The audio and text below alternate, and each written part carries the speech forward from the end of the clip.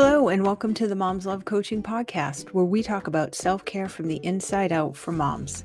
I'm your host, Carrie McFarland, along with Angie Turgeon-Ledoux. We are certified life coaches and moms, and in this podcast, we'll go beyond the take a spa day advice and talk about real and sustainable ways that you can feel better, be happier, and stay out of overwhelm and burnout. You spend your life taking care of everyone else. In this podcast, each week, it's all about you taking care of you with no guilt and no apologies. We're so happy that you've decided to spend this time with us, so go ahead and grab your favorite cup of coffee, find a comfortable place, and get ready to spend the next 30 minutes focusing on the most important person in your life, you. Welcome, everybody, to the Moms Love Coaching Podcast, where we teach moms about self-care from the inside out and everything that means. So if you've listened to our other podcasts, we talk about how self-care is not a to-do list. It is more of an attitude and an identity that then allows you to do all the things that you would like to do for yourself. And so that's really what we talk about. So, one of the things that we were just talking about before we started was our living space and how over the years it has become everybody else's living space, right? Everybody else leaves their stuff around, and then, you're sort of the one it bothers. So you're the one who goes around and cleans it up and makes it the way you want it. But it's a constant battle over and over and over and over again. And so it's those kinds of things that wear on us. And, we end up kind of being resigned to the way things are. And today, what we want to talk about is reclaiming your life the way that you would like it to be. So everybody kind of starts out. So if you've been married for a long time or even a short time, or you're living with somebody, it's a change in how you live. It's a change in how you have your living space. It's a change in the things that you do now versus the things that you did before. And over the years, as time goes by, sometimes some of the things that you just used to do for yourself, as you didn't even think about it, you just did those things, kind of start to drop away. And the next thing you know, they're kind of not there anymore. And so we want to talk about those types of things, the kinds of things that you used to do or that you liked to do that have kind of dropped away over the years or over time, but you really want to kind of reclaim them and get them back. One of the things that Angie and I have been doing is sort of reorganizing spaces and making our living areas the way that we would want them to be. It's a process. It's not overnight, but one of the things is if you're watching this, if we post it, my room that I record in, so this is my bedroom, it is a lot neater than it used to be because I went through and I cleared it out and I made it almost the way I want it to be. There's some things that I still want to do, but it's those types of things that I am starting to reclaim. I like things neat. I like things put away. I like things cleared, like tables and any flat surface. Like I don't like a lot of knickknacks. I like things cleared and spacious. And over the years, that has kind of not been the way that I wanted it to be. And now I am starting to reclaim the way that I would like things to be. So Angie, what are you doing to reclaim some of the things?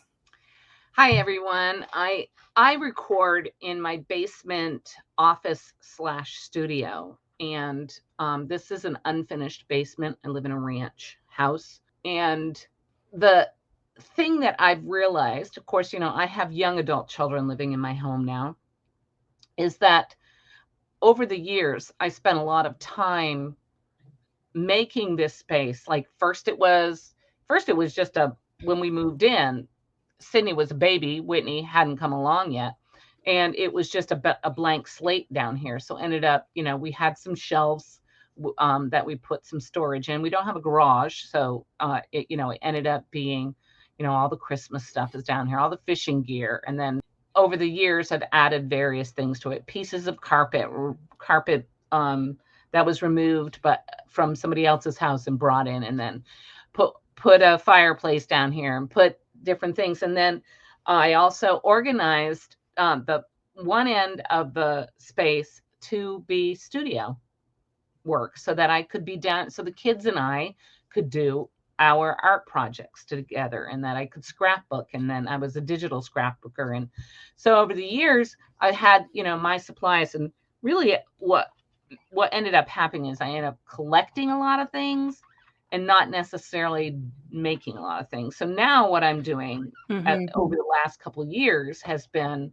to really, first of all, it was getting the space so that I could move around in it, so that it was easier. And if you watch anything on YouTube, you see that there's a lot of women who are like my age. Their family members have an older family now, and they are reclaiming their craft rooms.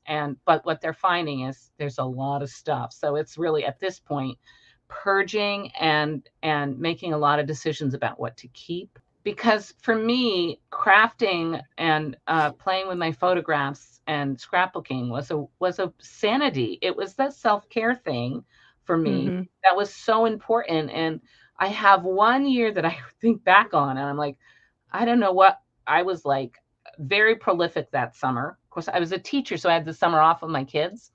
And I remember sitting on the porch watching them in our swimming pool, and I would be plugged in on my computer and like playing with my photographs and doing digital scrapbook layouts and things like that. It was a way for me to express myself, but also to capture some of their, for me, scrapbooking was like I justified it because it was something I was doing for the family. But then I got more into mixed media art and watercolor, and I love to do those things. And I keep taking watercoloring and art journaling courses, thinking that I'll do more. You do that too. But it's creating space in my room, in my house, even if it was at one point just a desk that I had. To that sort of like indicated to my brain, to my body, this is your space, this is your time. And when you're in this space, you can show up the way you want to show up for yourself. I think that is like one of the fundamental practices of self-care, is that this is for me, and this is my time. Now, it doesn't mean that the kids aren't sitting over there watching television or playing games or, with their toys around. But it's like, this is my space. So creating some space in the home was very important. So yeah, I did the craft. I did the scrapbooks too. And it's funny that you said, you justified it because it was something that was for the family. And like, I didn't really think about it, but that's kind of how I justified mine too, is that I didn't think it was necessarily for the family, but it was centered around the kids, because I was scrapbooking their photos and memorializing their photos and, that kind of stuff. So it was like, yeah, in my head, it was definitely a justification. Like, it was, I guess, more of a compromise, right? So it's like you're doing the creative thing that you want to do, but you're still centering it around your kids and your family, and not really like completely breaking away from that and just doing something for yourself because you want to, that has literally nothing to do with your family, right? For periods of time. I'm not saying that you do this for months on end, but I'm just saying, there is something to be said for not having it be connected to your kids or your spouse or your partner, or even parents, if you're taking care of parents and siblings, if you're close to your siblings, like, it's just for you, for yourself, with no connection to anything except for you. Like, I was thinking about before I got married, or, well, I mean, even before, so before we lived together, right? And then we got married, but I was by myself, and like my day was just very different, even though he was in my life as, a partner, we were still separated. And so my days were really centered around myself, and what I wanted to do. And I never really realized how important that was, because I was so focused on the next step of like getting married and starting a family and like, going through life that way. It's like you don't realize how important that time by yourself is until it's taken away, except that it's sort of a gradual takeaway, because in the beginning, when you're with somebody, you kind of don't mind all of the sacrifices that you need to make. You kind of, you just are thinking, well, it's just part of being with somebody. And, we have to compromise, and, I have to change and he has to change. And it's a gradual process until, then the kids come along, and more time of yours is dedicated to something else. And it's just, you realize at a certain point that all those things that you used to do are just kind of gone. And so I'll tell you the reason why I thought of this topic, because I was watching the Tracy Chapman thing on the Grammys when she was singing Fast Car. And I don't know how many people have seen that, but it's amazing. If you haven't seen it, go watch it. Excuse me. And I started thinking, so that song came out in, I think, 88 or 89. And so I was a teenager at that point, and I really loved that song. And I've loved that song ever since it came out. So like anytime it comes on the radio, I still listen to it. Like everybody just loves that. There's just something about that song. And it made me think about how music used to be a really big part of my life. I would listen to music, I would go walking and listen to music, or I would be driving and have music on. I would have music on in the apartment. And it was just like on all the time. And it was just something I did that I didn't even really think about. But over the years, I realized recently that over the years, it's kind of slowly been removed from my life. And I'm not saying it was removed in the sense that like people told me I couldn't do it. I just let it drop away because of all the things that were happening around me. So for instance, my husband and I don't like the same music.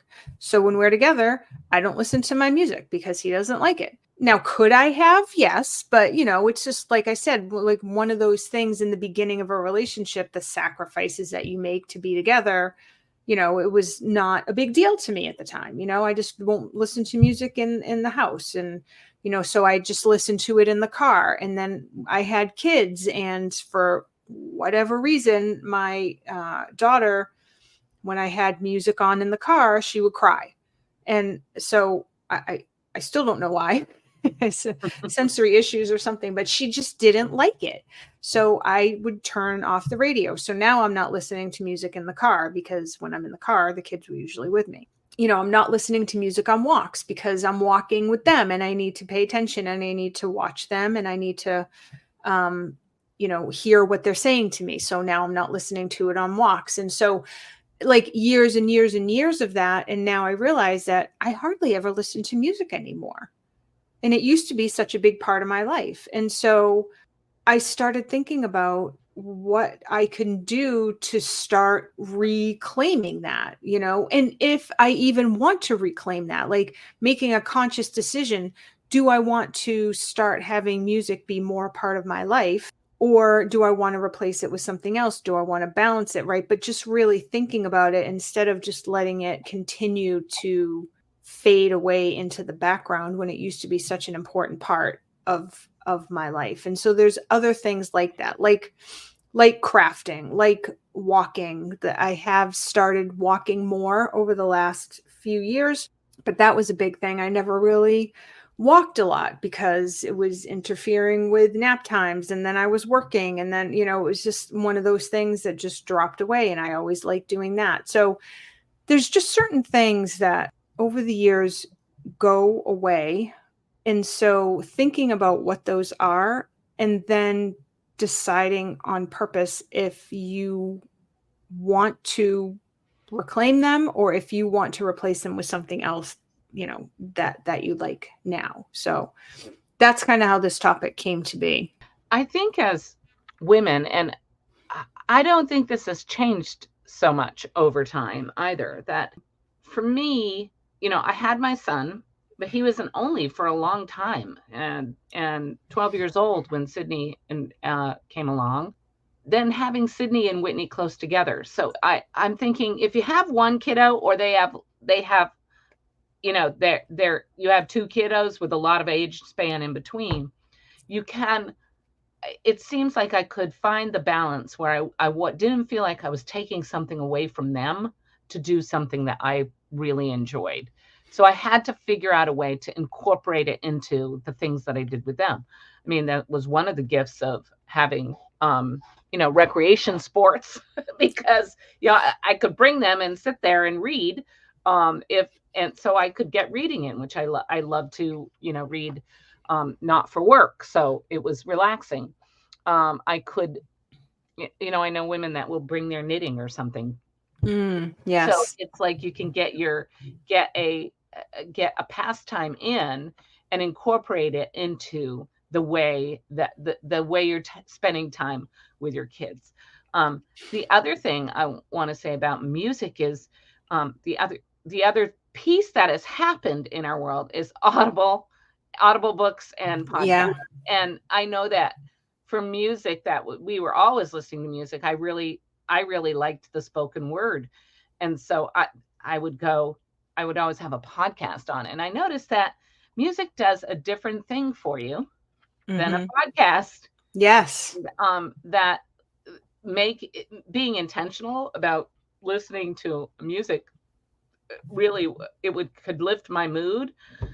Yeah. But it's something that I really, if I was feeling particularly anxious, putting some music on was really helpful. So, I mean, I think one of the themes that we've talked about here is like question everything. Why are you doing this? What is it that you hope to get out of it? And then being more intentional about how you're spending your time.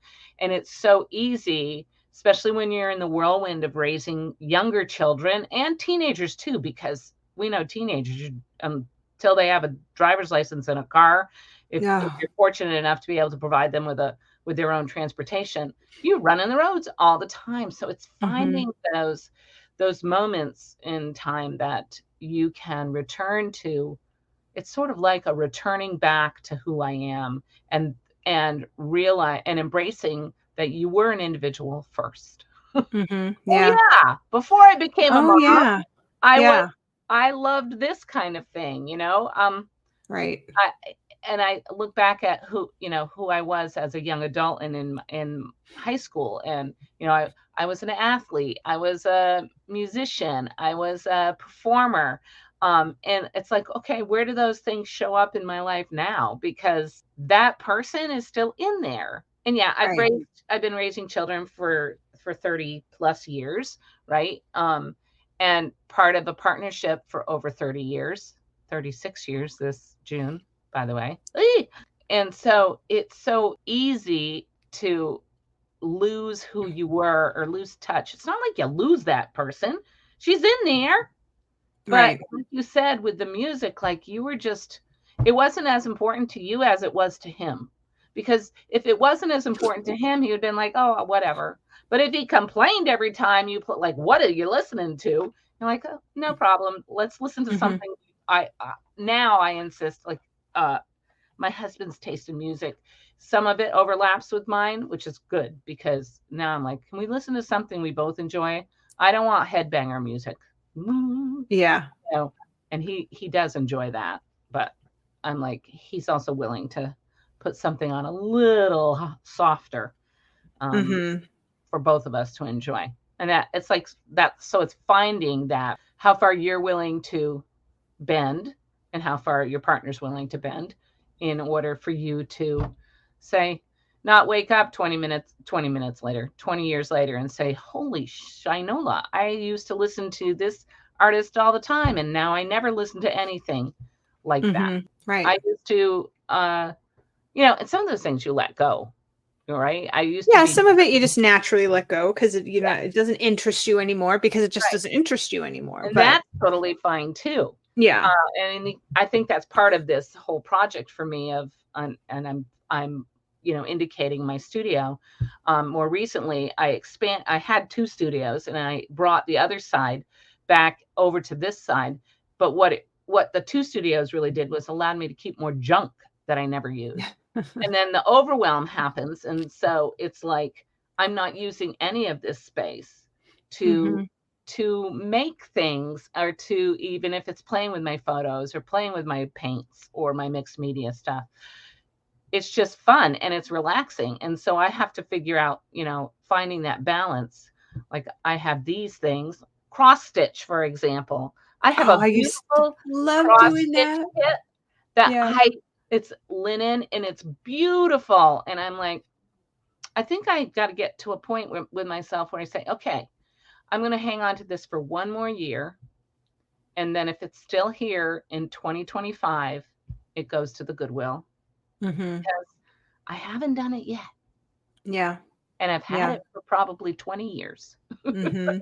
I'm pretty sure, Sydney, it was probably longer ago than that I bought it.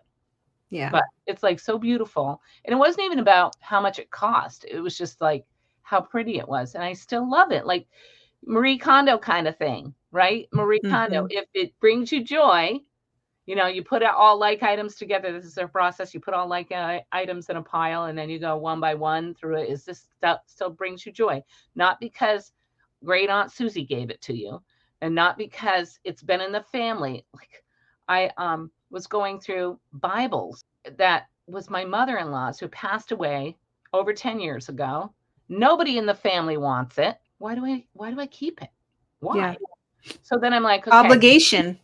Then I'm like, it's got her name in it. So can I put it in Goodwill or does it have to go on to the garbage heap? Like that sort of thing. It's like, but coming back to the topic of being more intentional to connect with your past self in order for your future self to be, I think it's sort of like that future self shows up more whole.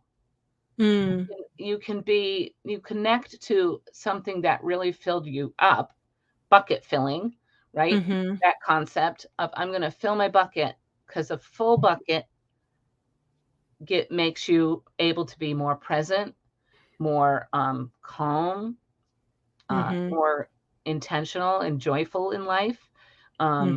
As you're, running around with your kids and doing the things to run a household. And right. if you have a partner that's very participatory in that, that wasn't my experience. I've had a very traditional division of labor, if you will, with my spouse.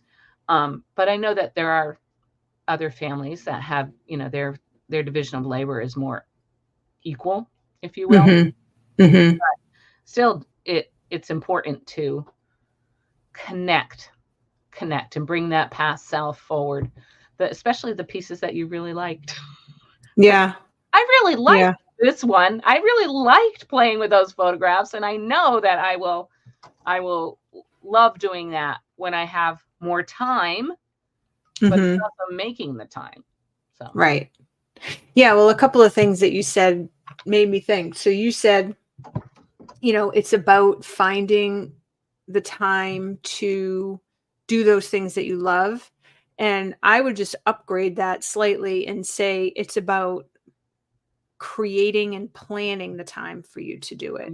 Instead of just trying to find it, because trying to find it is sort of like fitting yourself into everybody else's schedule. And it's like, oh, I found a block of time there, or I found a block of time there, instead of saying, this is the block of time that I'm designating for myself, and I'm doing it, like whatever it is. And that's what I'm doing, right? Sort of like this podcast, right? So Angie and I dedicate a certain amount of time on Sunday morning that we never used for anything else before, except for, you know, getting up and doing dishes and, cleaning the house and hanging out and, doing whatever. So we have decided that we are now planning this time to do the podcast. And I had to make sure that certain things were taken care of to be able to do that. So I created this block of time. So now, if the dog starts barking, my daughter knows that she needs to take care of the dog.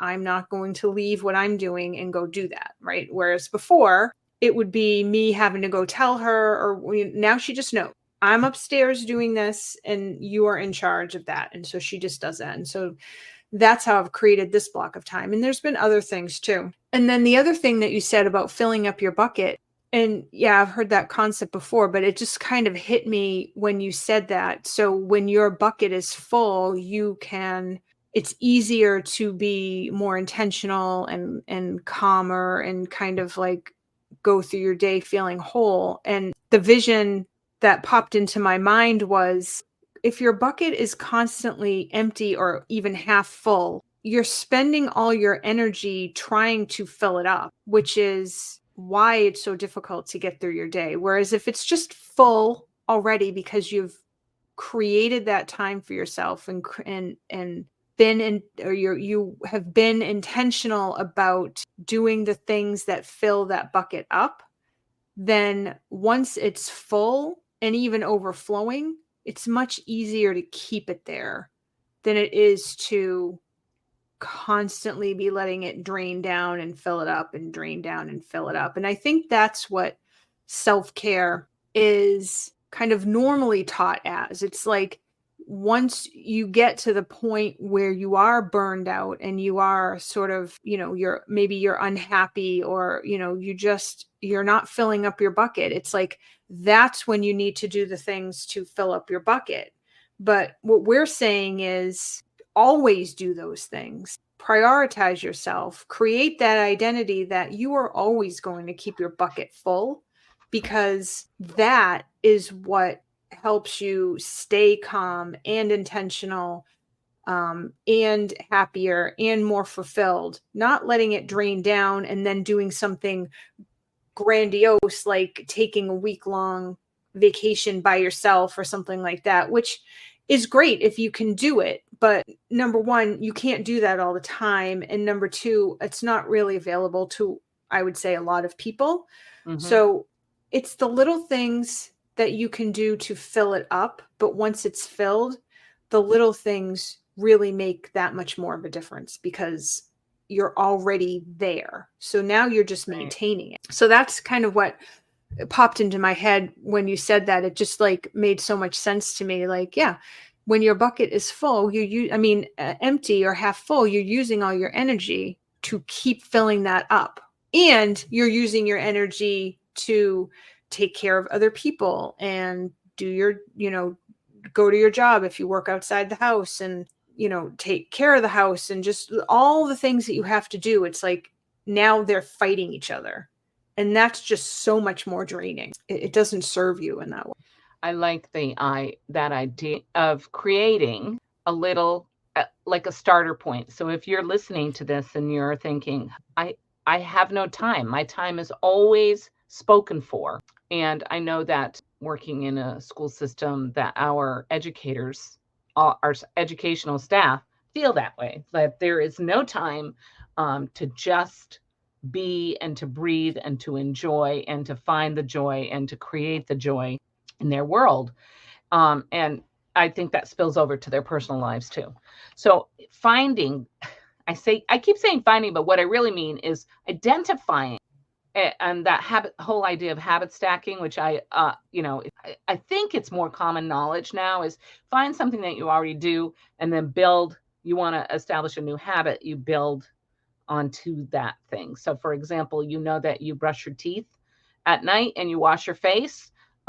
Could you go into bed 10 minutes earlier and read and then wash your face and brush your teeth, so that So you're creating the time and you're building on something that you're already doing.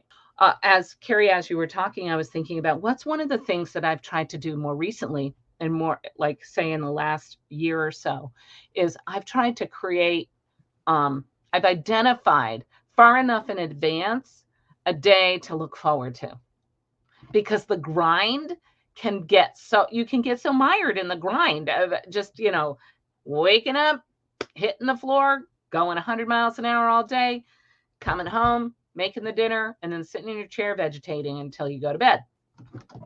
Yeah. So I think it's really, when you're thinking about, reclaiming the things that you want to do and thinking about it on purpose and making a conscious decision, a big part of that is planning it out. Even if you're not sure what it is that you want to do, just making sure that you create either days of time or blocks of time within the day, or several mini blocks of time within the day, and really practice scheduling something for yourself and creating that space in the way that you need to. And for some of you, that might mean that you have to get somebody to watch the kids, whether it be your partner or you hire a babysitter, or if you can't do those things, then putting a movie on for them and like creating that space for yourself, just something. Like, you more than likely will have to do something in order to create that time, because that's just a reality of having family and kids, right? I mean, it's your responsibility to make sure that they're taken care of, but making sure that you're doing that so you can have that block of time. Like, that's the part, and not really waiting for it to happen or hoping that there's a free moment in the day that you can take for yourself, but being proactive about that and creating that time. So again, even if you don't know what you want to do. So we listened to a coach, her name is Corinne Crabtree, and she's a weight loss coach. And one of her things is journal every single day to get your emotions or get your thoughts out so you can see them on paper, so you can really kind of dig into what is going on in your brain. But a lot of her clients don't like to journal for whatever reason. I mean, some people love it and some people just don't like it. So her advice is just open the journal and just literally write blah, blah, blah, blah, blah, blah, blah, blah, blah, blah, blah. Like, or just scribble on it, like anything. Just open it and put the pen on the paper and just make the pen create lines on the paper. Like, it doesn't matter. The point is to sit down and open the book and have that time for yourself and get used to sitting there with the book for that amount of time and doing that. And it's kind of the same thing with planning, even if you don't know what you want to do. So for instance, if you plan, I am going to plan from 1:30 to 2:30 that I am going to have a block of time that's just for myself. And however you make that happen, and you don't know what you're going to do, and that's okay. You just create it anyway, even if it doesn't even have to be an hour, 30 minutes, 15 minutes, it doesn't matter. But you use that time to even just be by yourself. Maybe you don't know what you're doing, so you just sit there. And you just sit there and you sit there and you just think, and you're just by yourself, or you just lay down. It doesn't matter, right? So it's just about getting used to creating that time for yourself and then using that time for yourself, not using it for the dishes, not using it to straighten up toys, not using it to do errands, using it for you in some way. So maybe you do have to start with like 10 minutes or 15 minutes because you're not really sure what you're going to do at that time. Or maybe you know exactly what you're going to do and you can schedule an hour and do that. But getting good at planning it and creating that time is a huge part of creating that identity of a person who prioritizes herself no matter what. And that is what we are talking about when we talk about self-care from the inside out, is creating that identity for yourself and then acting on that identity accordingly to practice self-care and take care of yourself at the highest level. So that is what we're talking about when we say self-care from the inside out. So I like it. I like it. yes, we like it. Okay. Do you have anything else to add? No, I don't. That's a wrap for me. That's a wrap. I like it. Maybe we'll end it with that. That's a wrap. Yeah, it's a longer one for us today. Yeah. So Yeah. we honestly had a lot to say about this topic. Yes, we did. So. All right. Well, till next time, everybody, self-care from the inside out. Practice self-care at the highest level. We will see you next week.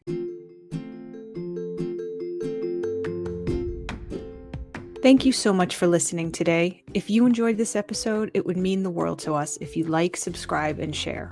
And don't forget to leave us a 5-star review on iTunes or Spotify. This makes it easier for everyone to find us and helps us spread our message about self-care from the inside out.